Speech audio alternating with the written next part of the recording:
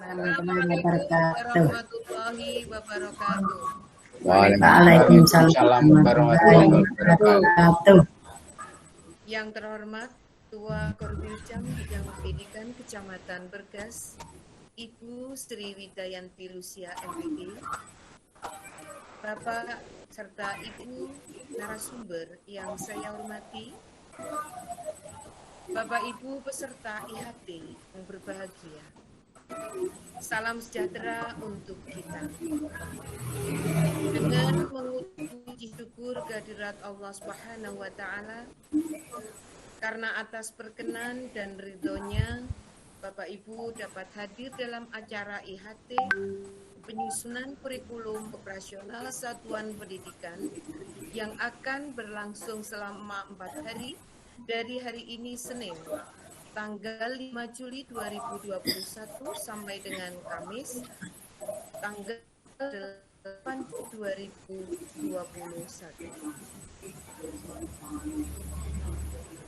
SDN Bergas Negeri SDN Bergas Lor 01 pada tahun pelajaran 2021-2022 ini adalah merupakan sekolah penggerak pertama yang ada di wilayah Kecamatan Bergas ini.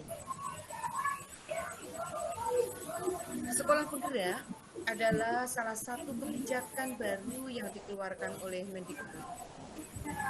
Program sekolah penggerak adalah upaya untuk mewujudkan visi pendidikan Indonesia dalam mewujudkan Indonesia maju yang berdaulat, mandiri, dan berkepribadian melalui terciptanya pelajar Pancasila.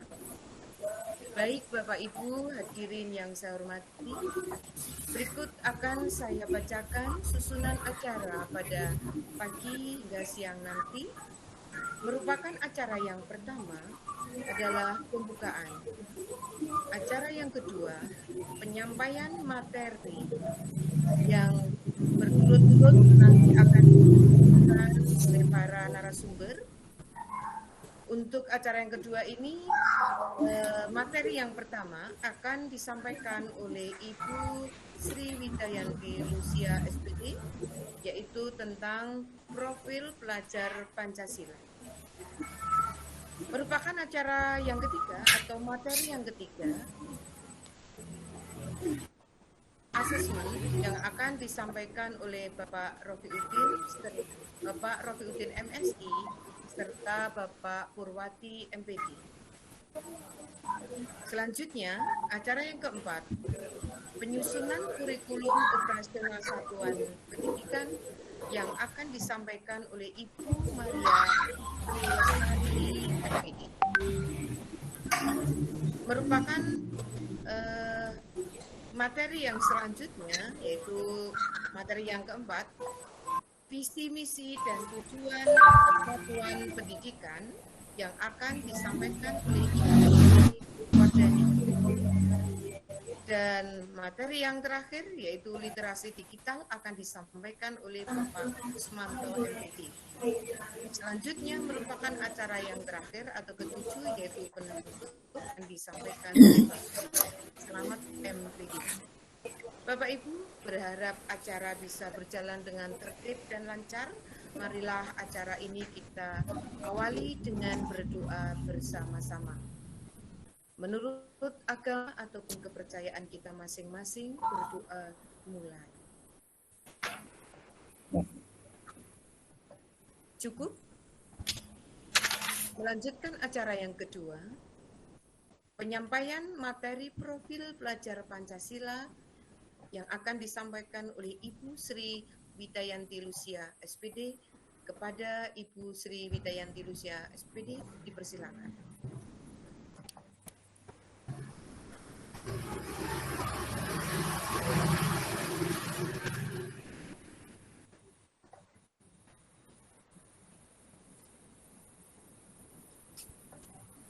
Terima kasih pada moderator Ibu Kunti yang sudah memberikan waktu pada saya. Ya, pada hari ini saya kebagian tugas untuk menyampaikan tentang profil pelajar Pancasila. Ya. Untuk itu, saya akan menyampaikan profil pelajar Pancasila sebagai bagian dari Merdeka Belajar dengan ciri-ciri yang pertama adalah beriman, bertakwa kepada mulia.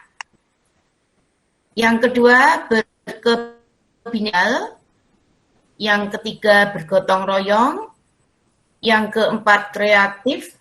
Yang kelima, bernalar kritis. Dan yang keenam, mandiri. Adapun keenam ciri tersebut dijabarkan sebagai berikut.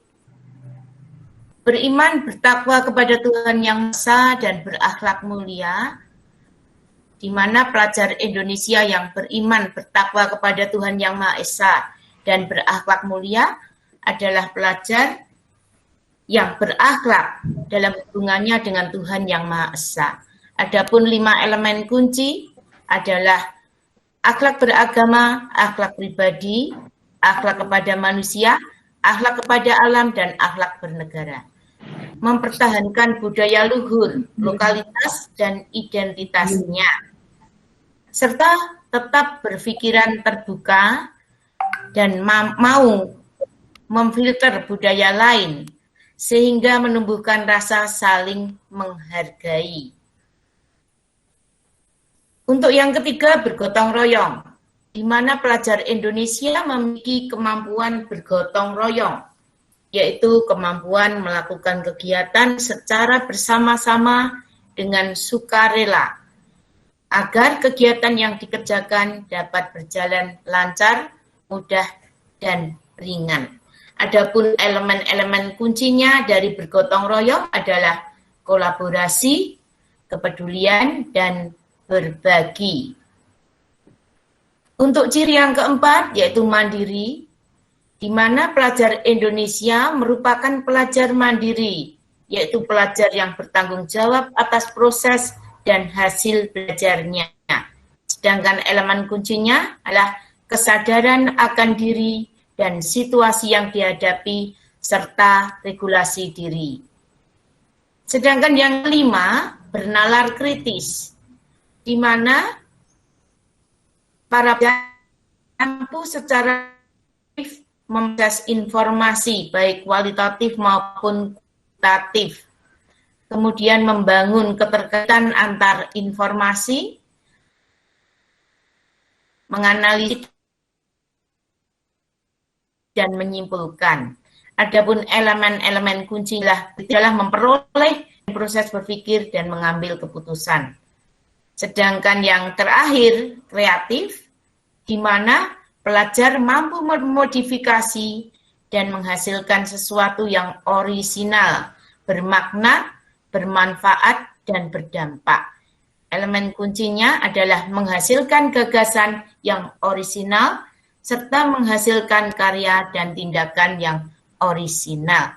Demikian dari materi profil pelajar Pancasila. Mungkin ada pertanyaan, Bapak Ibu?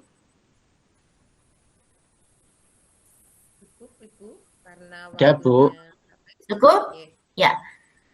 Untuk itu karena sudah cukup jelas, maka nanti silakan belajar sendiri. Saya akan mengirimkan modul dalam grup. Kita akan membentuk grup sebelumnya. Kita akan menyampaikan materi-materi dan modul lewat. Terima kasih kami sampaikan kepada Ibu Sri Wijayanti Rusia SPD, Bapak Rofi Udin MSI, kepada acara yang keempat, penyampaian materi penyusunan kurikulum operasional satuan pendidikan yang akan disampaikan oleh Ibu Sri Lestari MPD. Kepada Ibu Sri Lestari MPD, dipersilakan. Terima kasih Ibu Kunti Arifah selaku moderator. Selamat siang Bapak Ibu guru SD Bergas 01. Baiklah, akan kami sampaikan untuk materi berikutnya, yang mana pada kali ini saya diberi tugas untuk menyampaikan tentang proses penyusunan kurikulum.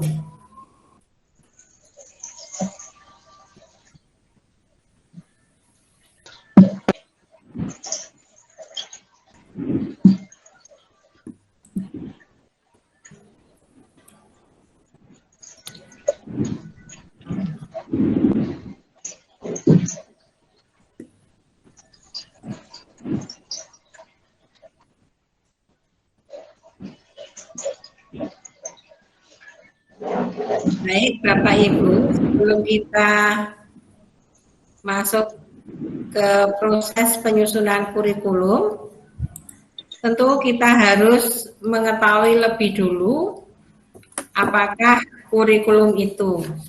Menurut Undang-Undang Sisdiknas tahun 2003, kurikulum adalah seperangkat rencana dan pengaturan mengenai tujuan, isi, dan bahan pelajaran, serta cara yang digunakan sebagai pedoman penyelenggaraan kegiatan pembelajaran untuk mencapai tujuan pendidikan tertentu.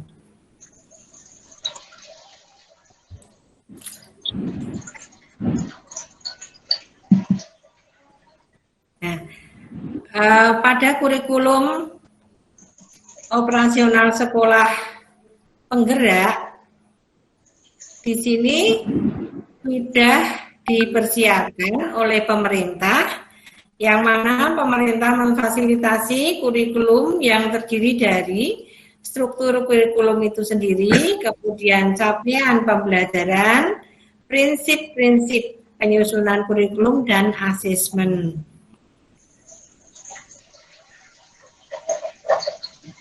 Kurikulum operasional sekolah yang disusun tersebut tentu saja tetap mengacu pada tujuan pendidikan nasional dalam penyelenggaraan pendidikan dan tetap memperhatikan pada 8 standar nasional pendidikan. Utamanya untuk standar kelulusan, kurikulum sekolah penggerak itu kita menggunakan tahapan yang kita sebut yang namanya fase. Kemudian kelulusan harapannya adalah degradasi dari mulai PAUD sampai dengan perguruan tinggi. Sedangkan untuk standar prosesnya nanti akan dituangkan di dalam capaian pembelajaran. Baik, Bapak Ibu, untuk proses penyusunan kurikulum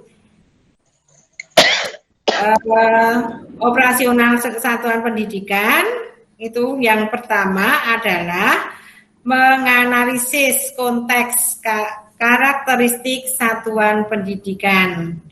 Di sini sekolah diberi kewenangan untuk menganalisis karakter-karakter apa yang ada di sekolah, di lingkungan, karakter siswanya, guru, dan seterusnya, yang mana nanti akan digunakan di dalam penyusunan kurikulum. Kemudian merumuskan visi, misi, dan tujuan. Sekolah itu harus menyusun visi, di mana visi sekolah itu merupakan cita-cita, tujuan, dan harapan yang ingin dicapai oleh satuan pendidikan itu sendiri, dengan tetap memperhatikan lingkungan, masukan-masukan dari tokoh-tokoh maupun stakeholder yang ada. Kemudian misi itu adalah bagaimana upaya dari sekolah itu untuk mencapai atau mewujudkan visi itu sendiri. Kemudian tujuan sekolah itu apa saja, itu juga dituangkan di dalam kurikulum. Kemudian yang ketiga itu menentukan pengorganisasian pembelajaran. Untuk pengorganisasian pembelajaran, ini untuk kurikulum sekolah penggerak sudah yang untuk tahun ini sudah disusun oleh pemerintah. Tahun ke depan itu sekolah diberi kewenangan untuk mengorganisir sendiri. Bagaimana merencanakan pembelajaran yang meliputi dari intra, ko, dan ekstrakurikuler. Kemudian yang keempat itu menyusun rencana pembelajaran.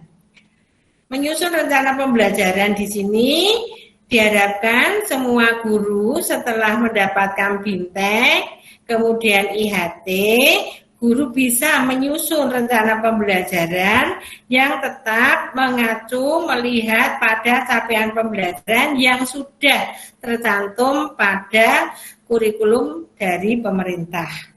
Kemudian yang kelima adalah merancang pendampingan, evaluasi, dan pengembangan profesi. Mohon maaf. Nah, pada merancang pendampingan diharapkan guru maupun kepala sekolah. Kalau kepala sekolah berarti melakukan pendampingan kepada guru bagaimana supaya dalam upaya meningkatkan kualitas pendidikan. Kemudian guru bagaimana mendampingi siswa agar siswa dapat mencapai tujuan pembelajaran. Adalah pengembangan profesi terkait dengan keprofesionalan guru. Bisa untuk diklat ataupun diberi kesempatan untuk mewujudkan guru karier. Demikian Bapak Ibu kurang lebihnya. Untuk lebih jelasnya nanti kami berikan materi melalui modul yang sudah ada kepada kepala sekolah, Bapak dan Ibu bisa mempelajari baik secara mandiri maupun berkolaborasi dengan teman. Terima kasih. Monggo kami persilahkan bagi Bapak Ibu yang ingin bertanya atau memberi masukan sehingga paparan ini yang kami sampaikan lebih sempurna. Terima kasih. Mohon maaf Bunda, karena waktu untuk penyampaian materi penyusunan kurikulum operasional satuan pendidikan sudah melebihi yang harusnya 2 jam, tapi ini sampai hampir 3 jam Bunda, sehingga nanti para peserta biar bertanya melalui WA Group. Begitu Ji Bunda. Terima kasih.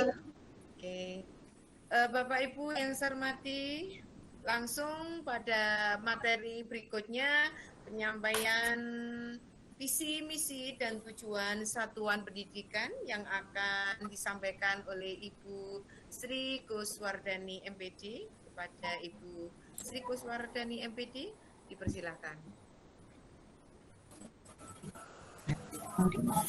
Assalamualaikum warahmatullahi wabarakatuh. Waalaikumsalam warahmatullahi wabarakatuh.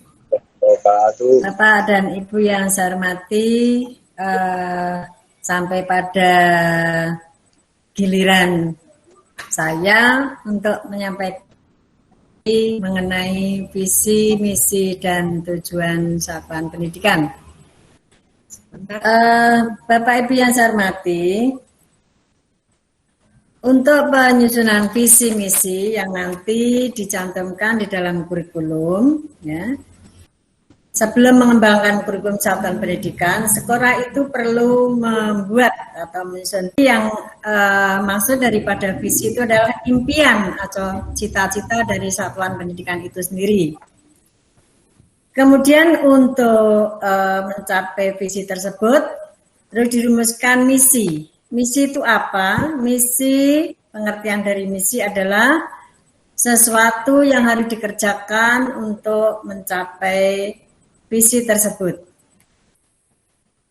Kemudian kaitannya dengan tujuan.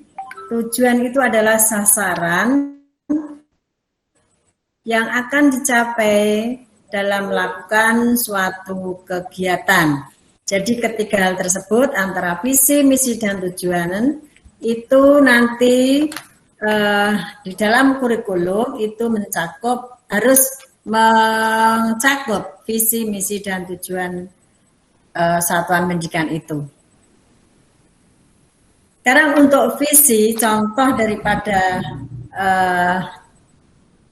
beriman itu visinya adalah beriman, bertakwa, berakhlak mulia, berkebinekaan global, mandiri, bergotong royong, bernalar kritis dan kreatif. Kemudian contoh daripada misi tadi yang dari visi yang telah saya sebutkan tadi, visinya adalah meningkatkan keimanan pelajar sesuai agama yang dianutnya. Sedangkan tujuannya dari visi yang telah dirumuskan, dijabarkan dalam misi, yang tujuannya adalah pelajar dapat taat beribadah sesuai dengan agama yang dipeluknya serta mengimplementasikan dalam kehidupan sehari-hari. Hal tersebut yang paling penting itu adalah bisa mengimplementasikan dalam kehidupan sehari-hari.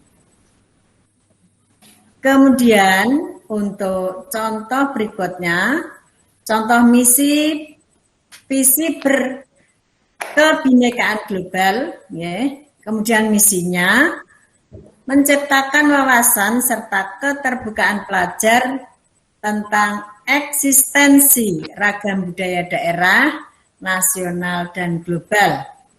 Yang tujuannya, ini contohnya, pelajar dapat hidup toleran dan rukun dalam kebinekaan. Ini jadi di sini kan kebinekaan dalam arti bisa berbagai macam latar belakang, misalkan berbeda agama dan lain sebagainya, itu pelajar harus bisa hidup toleran dan rukun. Kemudian pelajar dapat menghargai budaya lain yang tidak bertentangan dengan hukum yang berlaku di Indonesia. Jadi contoh daripada visi, misi, dan tujuan tadi sudah jelas, ya. Nanti di dalam pengembangannya disesuaikan dengan atau mengacu kepada capaian yang akan dicapai, CP yang akan dicapai. Demikian Bapak Ibu, dan Bapak Ibu ada pertanyaan atau mungkin memberikan tambahan, monggo dipersilakan. Saya akhiri. Wassalamualaikum warahmatullahi wabarakatuh. Waalaikumsalam warahmatullahi wabarakatuh. Bapak Ibu yang saya hormati, karena ini sudah sore, masih ada satu materi yang belum tersampaikan untuk tanya jawab mengenai materi visi, misi, dan tujuan. Bisa dilanjut dalam WA Group. Kita lanjutkan saja materi literasi digital yang akan segera disampaikan oleh Bapak Kusmanto MPD. Kepada Bapak Kusmanto MPD dipersilakan.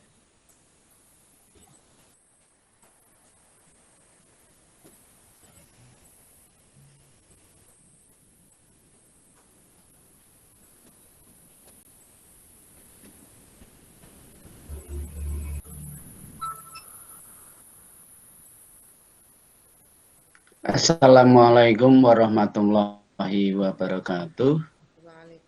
Waalaikumsalam warahmatullahi wabarakatuh. Ibu Bapak peserta IHT yang saya hormati dan saya banggakan, alhamdulillah ini adalah memasuki untuk jam-jam terakhir dalam kegiatan IHT ini luar biasa. Kelihatannya ibu-ibu sudah loyo ya. Ini Bu Kunti ini juga sudah loyo. Pak Slamet ini malah ngantuk. Tidak, ya. Pak. Kemudian Pak Porwadi, kalau Pak Porwadi masih semangat ini. Sebelum saya menyampaikan materi yang baru terkait dengan masalah literasi digital, coba Ibu Bapak nanti ikuti apa yang saya katakan. Sudah siap Ibu Bapak semuanya? Siap. Satu.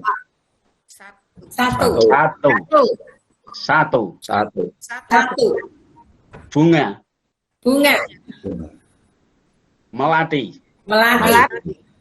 Bapak Slamet mengantuk. Bapak Slamet tidak ngantuk. 2 kali 3. Dua kali 3. 6. Wah, luar biasa. Berarti pada saat ini Ibu Bapak semuanya konsentrasinya masih utuh. Berarti Ibu Bapak siap untuk menerima materi yang akan saya sampaikan di jam yang terakhir ini, yaitu literasi digital. Ibu Bapak yang saya hormati, tentunya untuk literasi digital ini adalah merupakan hal yang baru bagi Ibu Bapak semuanya.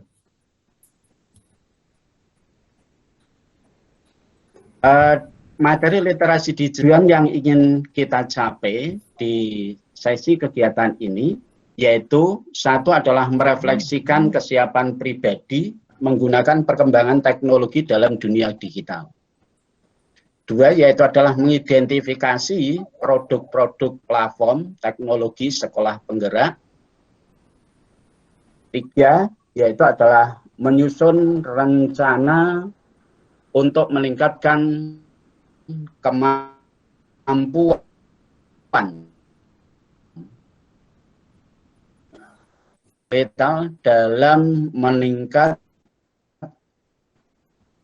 dalam memanfaatkan produk-produk platform teknologi sekolah penggerak.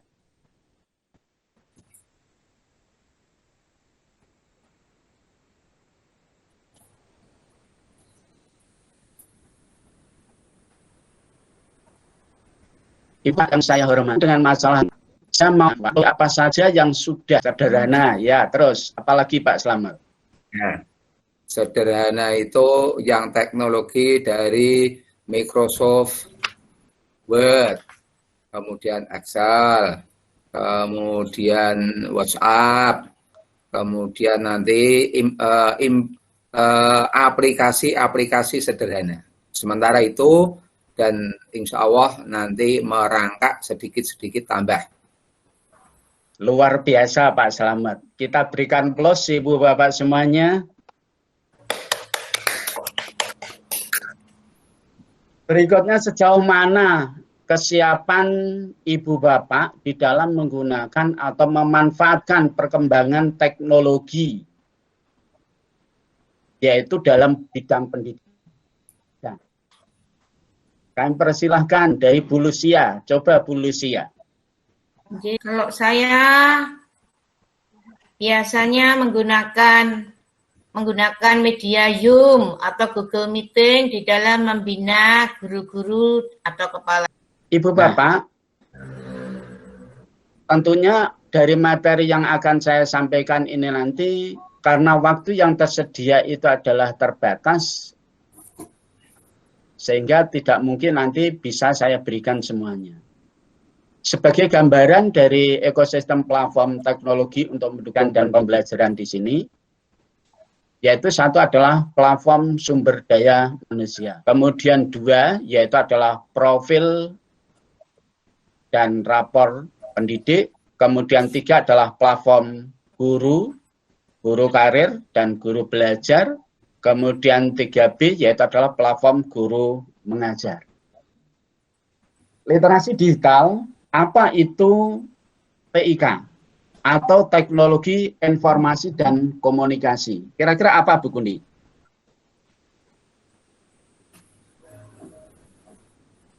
Halo Bu Kundi? Halo? Halo Bu Kundi? Oh ya, tadi di mute Pak.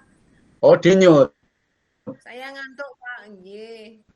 Oh iya. Ya. Kira-kira apa yang dimaksud dengan literasi digital itu Bu? Oh, literasi digital. Apa ya Pak? Belum bisa Pak. Oh belum bisa. Ya, mungkin Pak Slamet mungkin bisa ini. Kalau saya mengatakan bisa, nanti kualat dengan Bu Kunti, Pak. Oh iya. Jadi ya biar Pak Ya. Kos nanti yang menjawab. Pak. Ya, jadi literasi apa itu TIK, teknologi informasi dan komunikasi. Jadi TIK itu adalah merupakan kegiatan komunikasi dengan teknologi. Nah, sebagai gambaran, itu bisa Ibu Bapak perhatikan. Jadi ini ada perangkat teknologinya, ya, perangkat teknologi untuk pengirim itu sendiri, juga perangkat teknologi untuk penerima. Kemudian apa yang menjadi persamaan TIK dengan unsur-unsur komunikasi itu? Ini adalah persamaannya. Jadi unsur-unsur komunikasi, satu itu adalah pengirim atau penerima, maka komponen perangkat TIK-nya adalah perangkat keras seperti handphone, smartphone, komputer, desktop, kemudian laptop, dan sebagainya. Kemudian untuk perangkat lunak itu seperti aplikasi WhatsApp, Telegram. Dua yaitu adalah pesan atau paket. Komponen perangkat TIK-nya yaitu teks, suara, gambar, dan video. Media yaitu kabel, kemudian kabel. 4 adalah umpan balik. Komponen perangkat TIK-nya yaitu adalah indikator centang pada WhatsApp, tanda pesan sudah terkirim, diterima oleh perangkat, atau dibaca, atau dibuka oleh pengguna. Berikutnya yaitu gangguan. Komponen perangkat TIK di sini adalah gangguan yang dapat dikendalikan, gangguan yang tidak dapat kita kendalikan. Ini adalah perangkat lunaknya untuk softwarenya. Ya. Bagaimana mengaktifasi akun belajar ID? Dan mengapa akun pembelajaran belajar ID itu? A, yaitu adalah materi dan informasi dari Kemendikbud akan dikirimkan ke alamat pos elektronik akun pembelajaran. B, akun pembelajaran nanti akan menjadi salah satu jalur komunikasi resmi Kemendikbud ke peserta didik, pendidik, dan tenaga kependidikan. C, yaitu akun pembelajaran akan digunakan untuk mengakses aplikasi-aplikasi resmi Kemendikbud. D, akun pembelajaran yang sudah siap pakai dan sesuai struktur satuan pendidikan masing-masing pengguna. Demikian Ibu Bapak untuk materi literasi digital, karena waktu yang tersedia adalah terbatas, maka dari itu kami persilahkan mungkin ada pertanyaan dari Ibu Bapak semuanya. Kalau cukup, ada tugas yang harus Ibu Bapak kerjakan, yaitu adalah tugas mandiri. Dan setelah selesai, nanti segera diunggah ke dalam Google Drive yang sudah kami siapkan. Saya kira cukup sekian. Salam sehat, tetap semangat, insya Allah sukses semuanya. Wabillahi taufiq wal hidayah. Wassalamualaikum wabarakatuh. Ibu Bapak nanti ketika Ibu Bapak baru mengakses suatu informasi dengan itu, maka Ibu Bapak tidak akan ketinggalan informasi, tetapi bisa mengakses dengan lancar. Itu Bu. Mungkin ada dari Bu Marwati Lestari, Bu Maria Lestari. Mungkin dari Bu Maria Lestari. Ada? Yes, Pak. Ada Bu, pendapat yang lain? Tidak, Pak. Tidak ada. Bu Lucia ini luar biasa. Ini adalah guru berprestasi tingkat Jawa Tengah tahun 2016. Kita berikan plus pada Bu Lucia. Luar biasa. Ada lagi yang mau bertanya, walaupun tadi sudah saya tutup. Tidak ada, ya? Cukup. Ya, cukup. Bagus. Yang saya hormati, nanti peserta biar bertanya lewat WA Group karena waktunya sudah cukup sore, Bapak Ibu. Bapak Ibu sudah kelihatan capek semuanya. Dicaci atau dipuji tidak peduli. Kita dipuja atau dicela tiada berbeda. Itu yang harus kita laksanakan dan nanti kita akan kembangkan di lapangan dan semoga ini bermanfaat dan barokah.